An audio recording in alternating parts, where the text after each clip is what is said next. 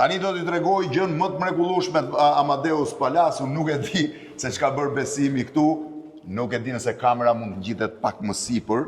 Ky është mermer shumë i interesant, kam përshtypjen, e harrova tani si quhet, është i famshëm si mermer, po pse është kjo e bardha? Kjo është bardha është për momentin për t'i mbrojtur mermerin nga frekuentimi i njerëzve që ecin. Shifeni tani ku mbrim.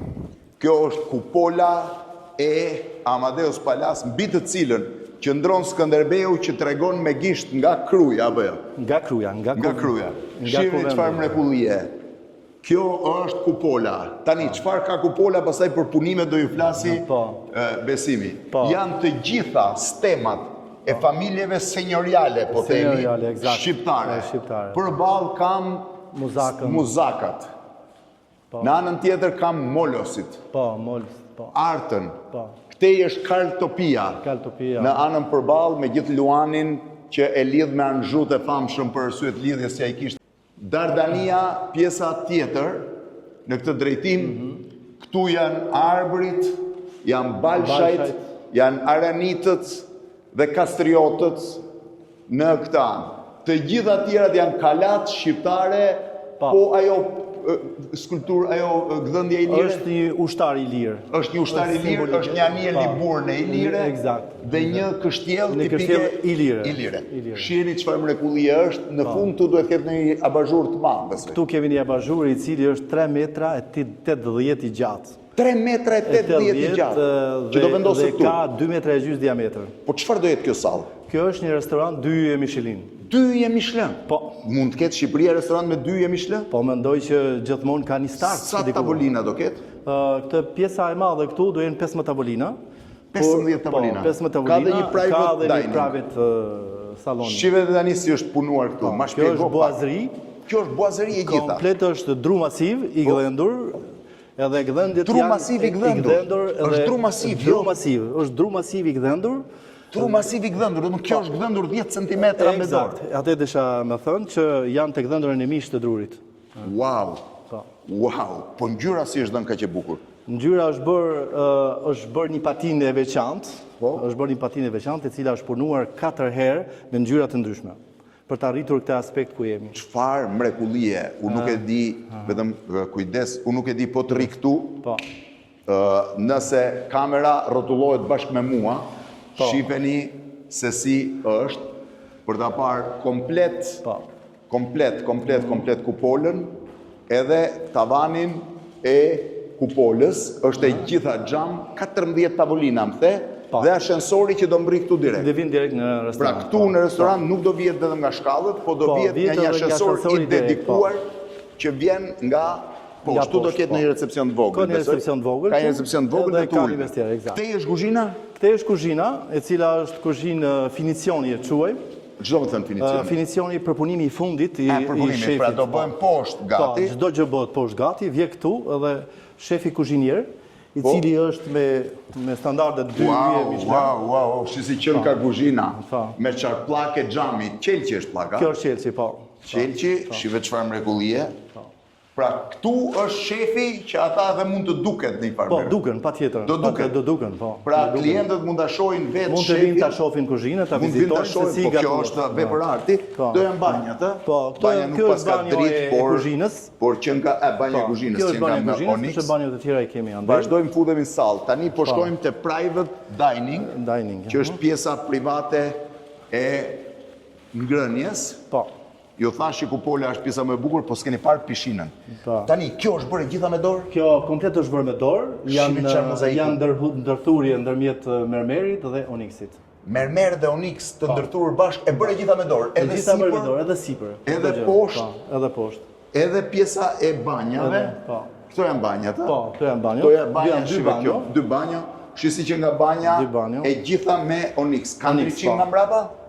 Ka ndryqim nga mbrapa Onyxi? Po, do ketë ndryqim. Shiveni, është lavaman Onyxi i gdhëndur, një prej gurve më të rrallë që bota ka, i gdhëndur si lavaman dhe e veshur e gjithë banja me Onyx. Poshtë është prapë me mermerë. Mermerë, po, është mozaik mermerë, mermerë të ndryshme. Kjo është salla private tani e ngrënjes. Këtu do ketë një tavolinë, besoj, jo më shumë se 8 veta. 8 veta. 8 veta. Hajde të shihni çfarë ndodh. Është e jashtëzakonshme. Mozaik i gjithë siç ishte atje midis mermerit dhe oniksit. Mermere të ndryshme, lloje të ndryshme mermeri poshtë, lloje të ndryshme mermeri në qendër ku do vendoset tavolina do jetë rrumbullakët. Sepse këtë pjesë shikon Blendi se si janë të pjesët e mermerit duke i prodhuar copa të vogla deri në sa copa mermeri ka këtu apo se di? Këtu do ketë mbi 350.000 copa vetëm. 350.000 copa mermeri. Dhe ngriuni sipër shihni tani çfarë mrekullie është tavani. I gjithë i punuar me dorë. Me dorë, çdo gjë është me dorë. Jo me waterjet, po i gjithë me dorë. Me dorë. I gjithë me dorë. Dhe është shumë interesante kolonatat që janë vendosur 2, po do vendosen dhe të tjera. Edhe të tjera do vendosen. Shiheni e gjitha me mermer, është mermer dhe kjo. Është mermer i punuar me dorë. Mermer i punuar me dorë. Shiheni çfarë mrekullie. Kush ka punuar gjithë këto gjëra? Kto janë stafi jon, i cili është integruar po me vite, kanë 15 vite që punojnë me ne dhe shifet çfarë mrekullie, do vazhdojnë të dalin për jashtë tani. Këtu s'di të them, nuk e di se si mund të hahet në një gjë. Sa veta kanë punuar për këtë besim? Periudat e ndryshme, Blendi, kemi patur mbi 400 veta, pastaj 400 veta që punojnë. Në fillim fare kanë punuar 400, por tani për tani jemi 60 veta. 60 veta. Ndërkohë, këtu është skulptura famshme, dalim në anën tjetër që ta shohim Skënderbeun. Shihni si është gdhëndja e kupolës nga jashtë. E gjitha. Dhe pjesa më interesante, kishim dalë në anën tjetër, ndoshta më mirë Blendi.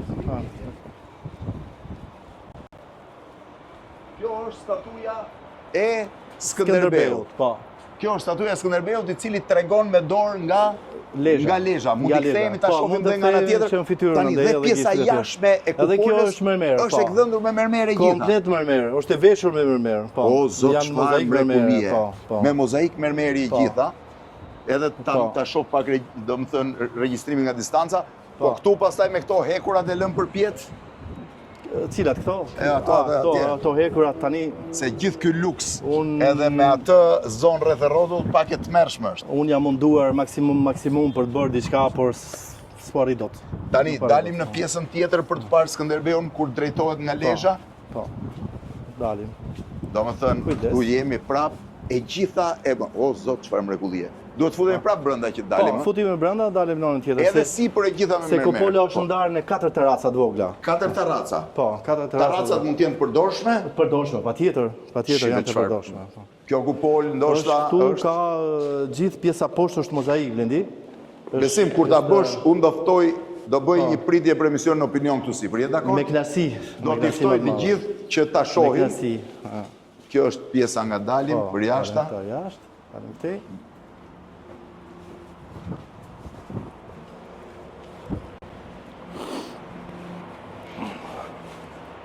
Dhe kjo është statuja më e madhe e Skënderbeut që ekziston në Shqipëri, po pse edhe në gjithë botën. Sa e lartë është? Është 7 metra 30. 7 metra e 30. Po, e lartë. 7.30 e lartë. Edhe 7 metra është e gjerë. 7.30 e lartë dhe 7 e shtrirë. Po. Zot, çfarë jashtëzakonshme. E ka në gjuhë, ka të vendosur për krenaren, edhe shpata e tij. Po pse tregon me gisht nga Lezhë?